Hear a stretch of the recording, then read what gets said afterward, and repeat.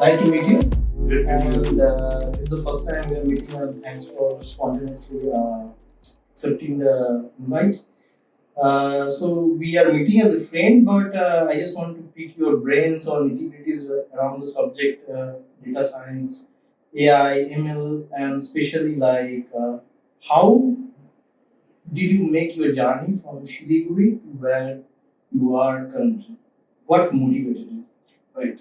So it's great to meet you, and we have been connected through social media for quite some time. First time we are meeting. It's a great thing. Actually, it's not Shiliguri, it's beyond Shiliguri. I'm born and brought up in a town called Jalpaiguri, which is a district town in the northern part of West Bengal, India. I studied there till my class 12. Of course, in vernacular language was the medium. Then I moved to Jadavpur University. I studied economics. So I'm an economics graduate and postgraduate. I specialized in econometrics. So this is my training. Now, while I was studying economics, I found it highly connected to the world. Okay, anything what is happening in my social life, our country, nation, society, somehow we have been able to connect it very well.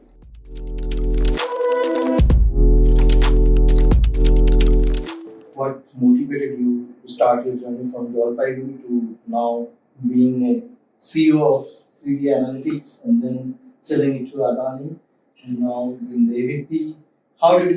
What did motivate you from that time to this time? Yeah, I was born and brought up in the town of Jalpaiguri, which is one of the district towns of northern part of West Bengal, India. And I studied there in the vernacular language. Uh, I would say I was good at studies, got good marks, so which helped me, join Jadavpur University, Department of Economics in the year 1995. Now, I never had any opportunity to know the subject before I started studying, but I fell in love with the subject.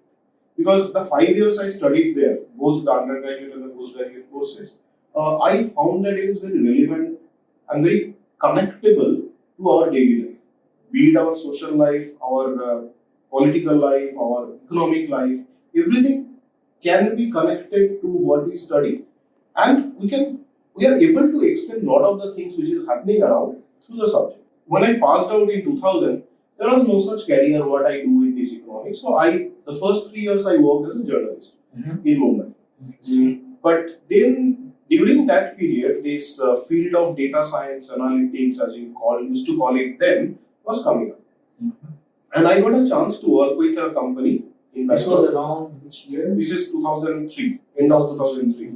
So data science already was coming up. This journey Was coming up. Yeah, I mean, you used to call it analytics or business analytics. It was coming up. So I thought through it, and then I got a chance to work with it. And my motivation was that these will help me apply what I studied in my college, economics or microeconomics or econometrics, what I studied, I have an application to that. So that was the main motivation for me joining this. And then we all know that the next 20 years after that has been a great journey for anyone in the data science career. So I was fortunate to be part of that. So, but I remember one thing, that when I started working, almost at the very beginning, I have it in my mind that I should do something on my own. I remember that I have given an interview in a very large insurance company for an analytics position. One of the questions were asked by a very senior person, was that where do you see yourself 5 years down the line? And without hesitation, I said that I would have my own agency down the line, 5 years down the line. Maybe it was utopian then, because I was in the industry for less than a year by that time. So it did not happen then. So I worked there. I moved to US, learned a lot more things. How the advanced economics, advanced countries use this data for their benefit. Then I came back.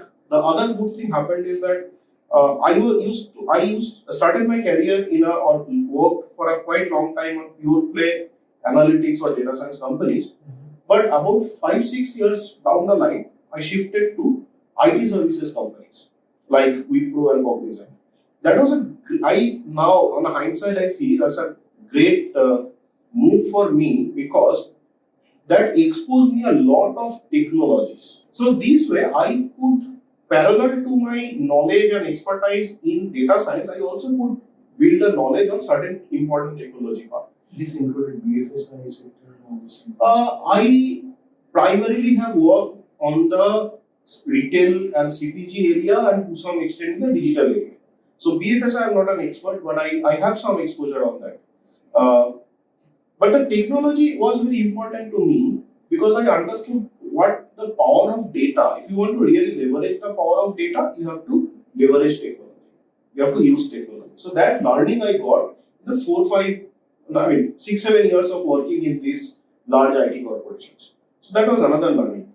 But then what happened, say about when I spent about a decade in the industry, and I was thinking that all these analytics, data science we were doing for very large enterprises, primarily in the US. But I used to think like, why not these can be applied to say emerging companies, small and medium businesses, emerging economies. So there was, if you look at 10 years ago, countries like India, even the top enterprises, the usage of analytics, data science was very minimal.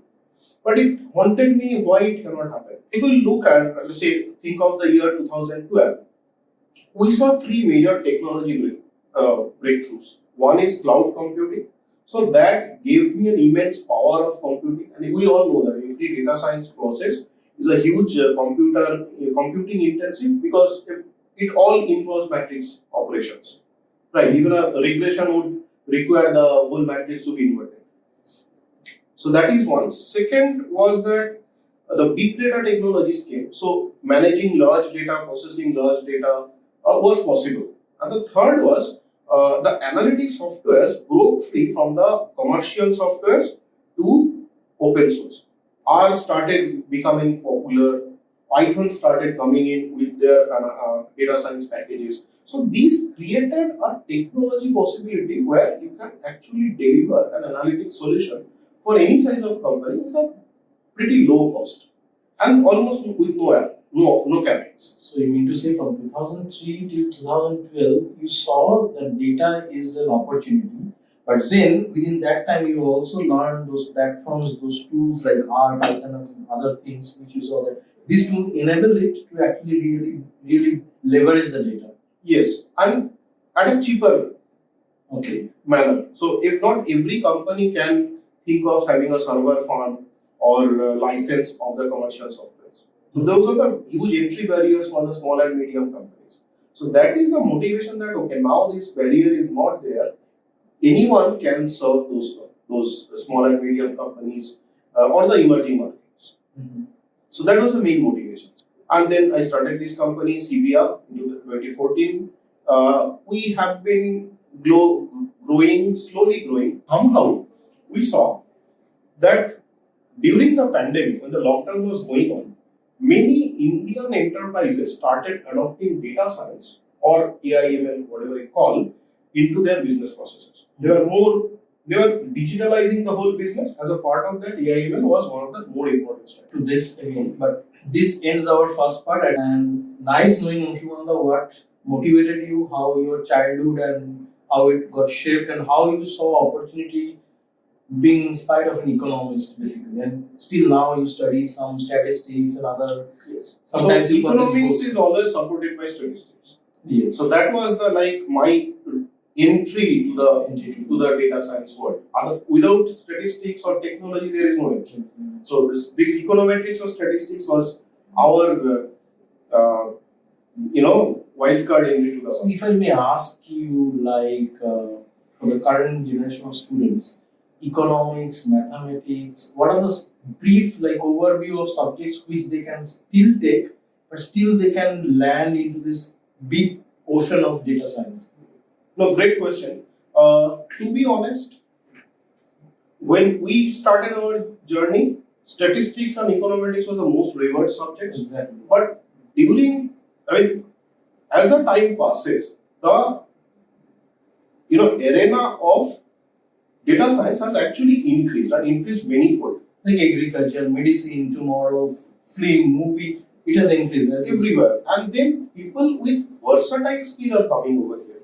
So initially it was the econometricians and the statisticians, computer scientists, but now we see operation research folks, people with pure mathematical degrees and exposure to pure mathematics. They are also coming in. A lot of engineers are coming in from various electronics and similar. I mean, apart from electronics and engineers, like say, can a commerce graduate also come into this field? Great question. So, not necessarily everyone has to be a coder. Okay? Or, I mean, a lot of code, or even the basic coding, I think almost everyone can do. One of the important, or probably the most important aspect of data science is telling story from the data. That need not require a very rigorous mathematical or statistical model building or computer science model building. You can just present the data or do basic analysis through which also you can tell a lot of stories.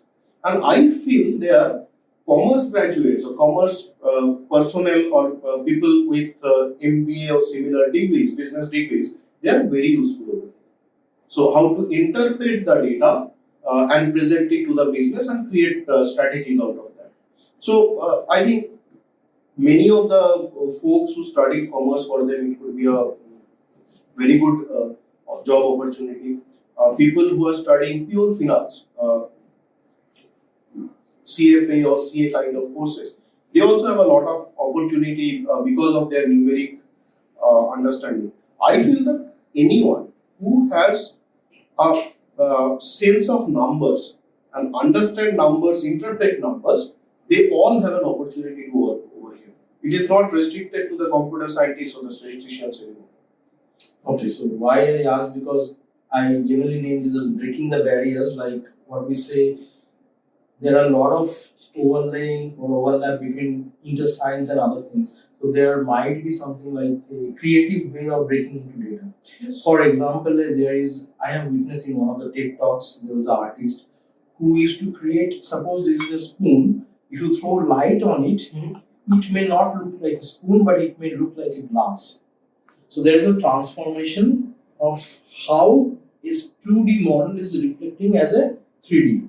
So, or when the light comes. So, or vice versa. So, and when I asked him, there is a lot of data science in it. So, the angle is like he has to get those mathematical models correct, but first he has to replicate, okay, how does the shape will look? That's where the creative artists come into picture. So, this kind of opportunities also exist for an arts graduate also. And I saw a lot of artificial intelligence solutions are being possible through people coming from design background, psychology background. Because if you look at any application, so any web application for that matter, so there is a lot of customer interfacing, customer experience needs to be built in. And we saw that, I know that people with a psychology background, they are designing these interfaces. I have read a book, the name of the book was The Fuzzy and the Techie. So the techie are the pure guys who come from the STEM background, science, technology, engineering and mathematics. They are behind the hardcore technology part. But the fudgies was coming from language degrees, psychology degrees, economics degrees, geography degrees. They are also coming in and actually giving the shape of the solution. So be it user interface, be it how people interact with each other, be it how people interact with, say, a taxi driver. All these things are part of the solution. So the field is wide open now. Being a techie definitely helps, but I'm sure the opportunity are for everyone. But only one thing I feel that everyone who want to come to this should have is that some flavor of coding. Ultimately, whatever you think, you have to translate that, or you have to teach that to the computer. So for that, you need coding. And if you know that amount of coding, I think you are well equipped. Anyone is well equipped. So that brings me to another interesting question. I mean, now that you have seen ChatGPT, right? It's the buzzword now. So people are the creative artists. They are just drawing some in the demo model. They are drawing some bar just giving how the UX or UI will look, just a hand drawn in the paper or something, they're capturing it, and a live instant code is being generated. But very simple application. Yeah. So what you are telling is now people with artistic skill or any background as it is open, they will be able to, if they are intelligent enough, they will be able to use these tools and make the product more meaningful. Even if they don't know code or have some basic knowledge of code, they will actually be able to create a career. Right. I think that is going to happen, right? So the Chat GPT or similar AI tools like the Microsoft OpenAI, they have DALL-E, like you can give him certain simple instruction and it will draw a picture for you. Similarly, if you give certain simple instruction, the basic level code will be created by Chat GPT, which are happening, which will help.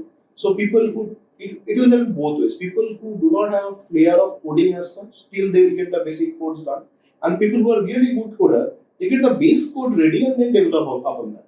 So both are possible. So yes, this is going to, I mean, with a little knowledge of coding, you will be able to, through this AI technology, you will be able to scale up your coding a lot. That's definitely going to happen.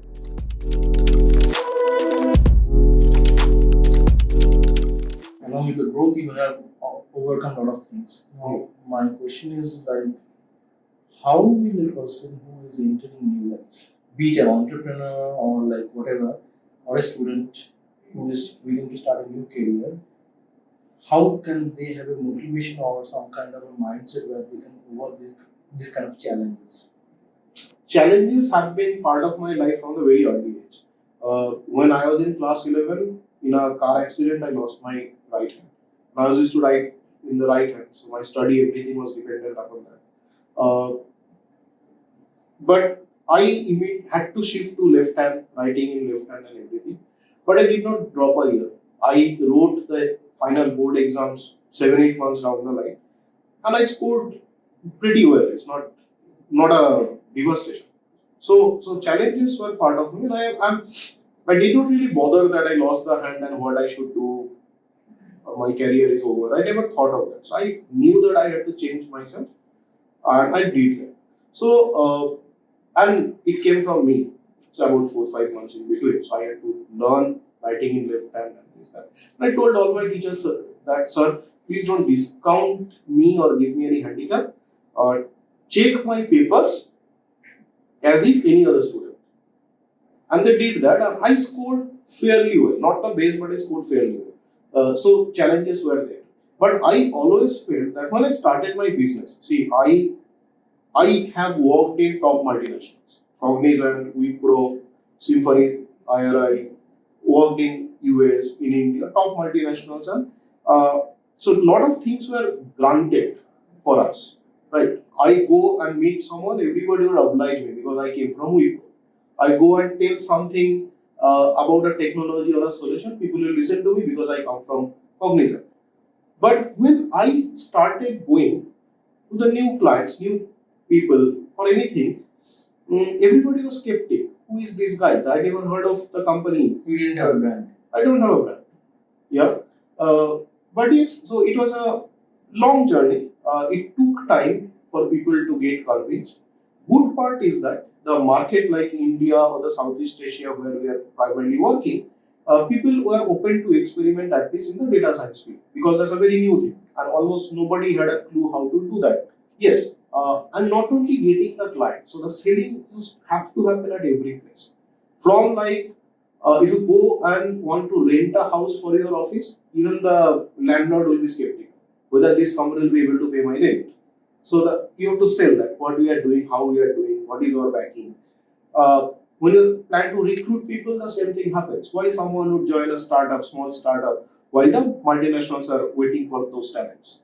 So challenges are everywhere. We have to create our own stories. We have to convince people. We have to give them those opportunities.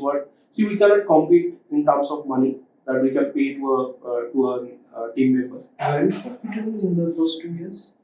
No, I think first 4-5 years we are not profitable. But you bootstrap. We bootstrapped. After I think in the 5th year of our journey, we raised a good round. So which helped us build the platform that we are using today.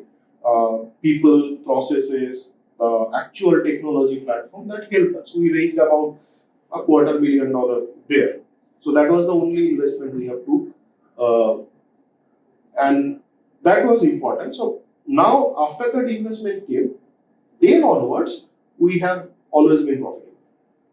So the early challenges was to establish a brand, and you almost financed for 5 years without being profitable. Yes, so we were not profitable, sometime a little, making a little loss, sometime bootstrapping, or sometime breaking even.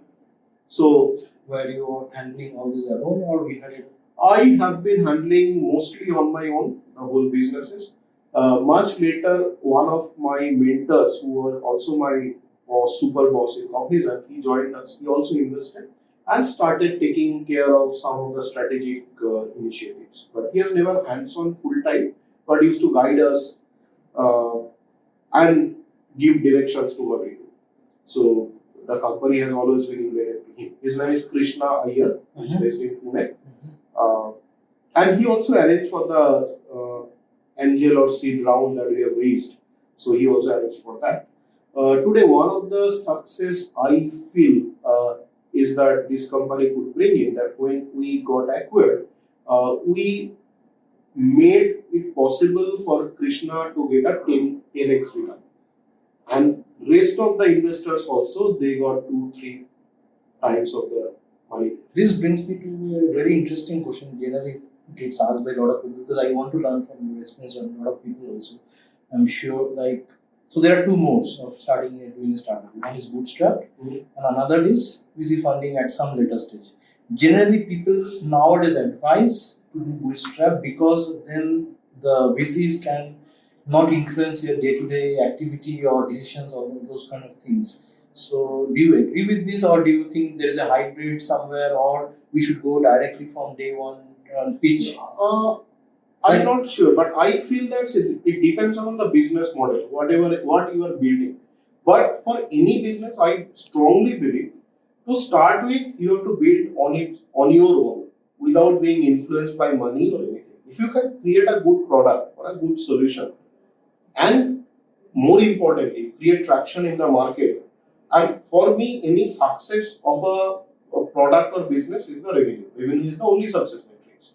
No other success metrics ever bother me.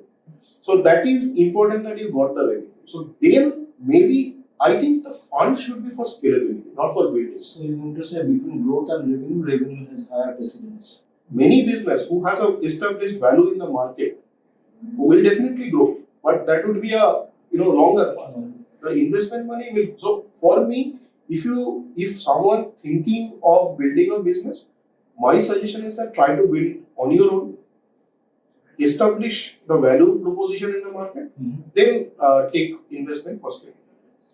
Great catching up again the nitty-gritties of doing this. Thank you, Sudipto, and thanks that you came and meet us over here. Yeah, and with that we close at least the penultimate discussion, and yeah, we'll continue.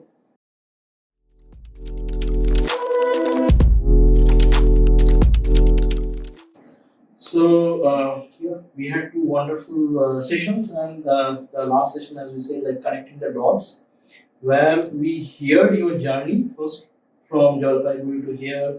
Second part, we heard like under the hood, like how actually you discovered the nitty gritties, challenges. Now, what we like to further conclude with this is like how do you see it going forward? Like whatever you have learned from your mistakes or your gains, like connecting the dot backwards. How do you look into forward, and how like young people like us, students, can contribute more to future? Sure. Let me tell you a story, not a story, a experience. So, think of 15 years ago, we are working on data science, and what do? We have Python on R, and a lot of machine learning, statistical, econometric type of packages are available. So, what do? We write algorithms. Very few data scientists, maybe 1% or less than 1%, are actually writing algorithms. Most of us are actually calling those packages, assembling those algorithms, and making the solution. So that was the story, say 15 years ago. Cut to say 10 years back, 7, 8 years back. A lot of computer vision work is happening, image related data science work is happening. But again, nobody is writing algorithms. There is a Google created TensorFlow. TensorFlow has a number of packages. We are calling them, assembling them, fitting into our business problem, creating the solution. So, very few again are involved in building those algorithms. Now, cut to 2023. What do we see? We are seeing OpenAI, ChatGPT, DALL-E, and lot of other packages. What is happening here? Again, the same thing. We are calling ChatGPT through an interface, through an API, fitting into our problem. We are feeding that with our data, our documents, and the business solution is ready. So if you look at in all these data science, machine learning hype, 99.9% people are actually involved in calling those APIs. packages, APIs, and creating a business solution. That's what the value addition is. Only maybe 0.1% people who are the top guys, they are building those algorithms and making it available for the people. So, statistics is not new. We talk about this a priori algorithm, which is every retail company or similar consumer facing company uses. Okay, and we call it a machine learning solution. The a priori algorithm is dependent upon Bayes' theorem, and Father John Bayes died 200 years ago. So you are basically using a 200-year-old theory and applying that using computer and applying that into our daily life. So this is my learning that you don't have to be a nerd and write very deep codes. Open source revolution has made it possible for everyone to use those sciences which are already been built, available through technology, use that and solve your business problem.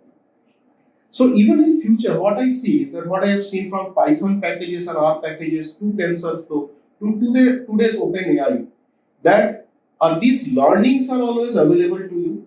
The open source revolution has made it possible. So it is available. You have to create your business solution and focus on the business and create the solution. You don't really have to think a lot about the algorithm. So basically, you're saying open source and all these are opening the doors to. It's making the whole world, enabling the whole world to adopt AI. Be it Microsoft OpenAI, be it Google's Bard, or any other technology, Facebook's Prophet, everything is made available for everybody's use. You just have to find the right solution which will help your business, which will help the society, which will help mankind, and just assemble that and create the solution. So everyone has to be a problem solver. What is the problem and what solution I want? The technology is available. But along with this, one interesting thing you pointed out, we are also feeding these packages with our data. Now that comes to that, especially in countries like European Union, America, USA, there is a lot of GDPR laws and other things, like whatever you are providing to them, how much they know about you, it's also a concern on these things. So there are challenges. No, these challenges are there. See, that's why this ethical AI, the whole ethical AI concept will come. So GDPR protects me from the personally identifiable information, right? But we may remove the personally identifiable information. Still, a lot of information about a person is going in, or a group of persons is going in. Whether it would create something which is against the society, which creates something against an individual, which say maybe a less endowed. Whether these are possibilities, probably yes.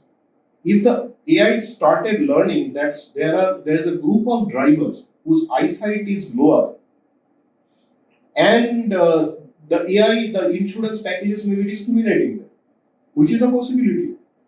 Okay, those kind of questions will come, but that's why it is also very important as a society to adopt this ethical AI. How much we should allow the AI to take? What are those boundaries? What are the handicaps we have to provide to AI that it cannot go beyond these? These would be very important down the line. One another aspect of this is maybe a little bit different, but okay, we have talked now about technologies and other things, right? So because you are basically from economist, for a student or people who are starting their careers, what kind of future-driven investment models or something you would suggest? Like for now, crypto is a buzzword. We know blockchain, for example. There are a lot of things happening on the investment side or other sides. So with this technology coming, how do you see it? Because investment is a very big topic. Sure. Especially for the young generation, they can earn, but they don't know. If you just earn, if you don't grow or something, then it doesn't make any sense. So, what are the nitty gritties, or what are the very high overview which you think in future might be very impactful? Sure. So two things. The first is a trivial thing, the word inflation. Okay, every 100 rupees you are earning today, next year the value is 94 rupees. Another year it is 88 rupees. Another year it is 83 rupees. So the value of what you earn today will keep going down because of the word inflation. So you have to beat that inflation first, to at least earn as much so that you can beat that inflation. So the value of 100 rupees remains 100, at least remains 100. If it does not go to 101 and 102. So that should be the first motivation for me for savings. I'm saving basically as an economist. What I see that if I'm saving 100 rupees, that means I'm deferring my consumption for a year and I'll consume the next year. But if the value of 100 rupees comes down to 94 or 95, that means I'm actually sacrificing my consumption. So these you have to be careful. So the first thing is beat the inflation. Second is that when we are taught economics, the only main concept of economics is creating value. Mm-hmm. If anything, that does not create a real value, that is not sustainable. My knowledge is limited, my experience is also limited, but I feel that if something is not creating value, then it is not sustainable. That's why my personal belief is against the cryptocurrencies. Mm-hmm. Mm-hmm. Okay, rather invest in certain things which will create value. If you are investing in something, just look at whether it is going to change or impact someone's life positively. For example, like I may do a contra agreement here or argument here, let's say gold. It is of no value. No, gold is never a value. Gold, bills of currency are not value. They are my notions of value. A 100 rupee note, a $100 note is a notion of value that tomorrow it will be $100. Okay, so that does not have value. Gold is nothing but a agreement between you and me that it's a valuable thing. But gold itself is no value. So, right. So you agree that in future also you see that fiat will still remain valuable. Like the dollar, euro, INR, whatever the currency by the nature of it would be valuable. And of course certain because it is pegged to gold. It may be pegged to gold, even if it is not pegged to gold, still it is valuable. See, the currency itself does not have a value. The inherent value what is there in the currency is the value. Today in India, say India's GDP is going at 7%. So that means the currency value is also beating the inflation is going by the 7%. So what is the next big thing which is going to rock the investment in next 10 years, 20 years? I studied economics, but I'm not great at these things. But for me, any business that impacts a large number of people's life positively is the biggest investment. And see, even 10-20 years ago, we always thought of value in terms of certain things physical. Erecting a building, laying a road, we consider as value. But that has changed. Now a value can be created out of thin air using data. The data itself is value. There are a lot of products we use on a daily life which are created by data. Think of Uber, Zomato, Swiggy, Ola, Airbnb.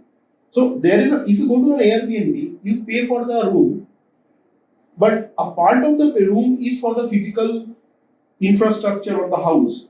But the rest part you are actually paying because someone has matched you and the landlord and helped you find them.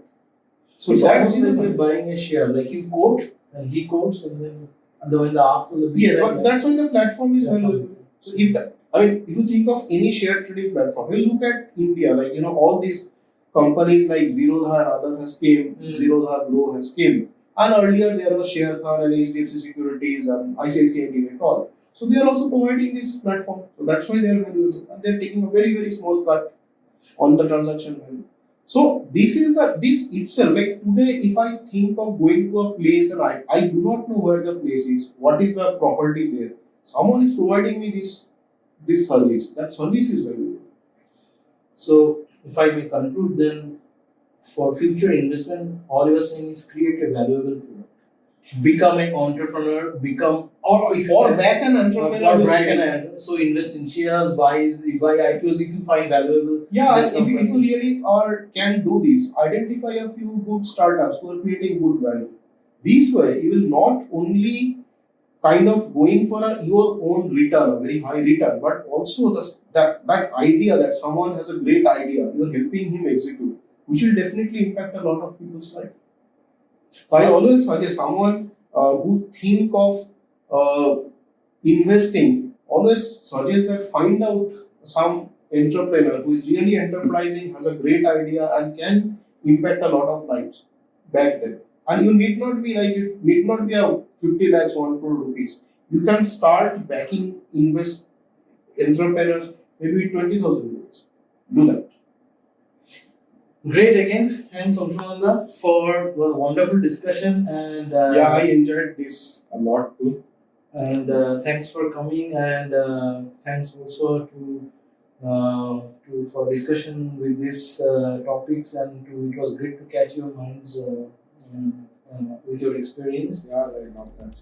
And we'll definitely continue. Yes. Thank you.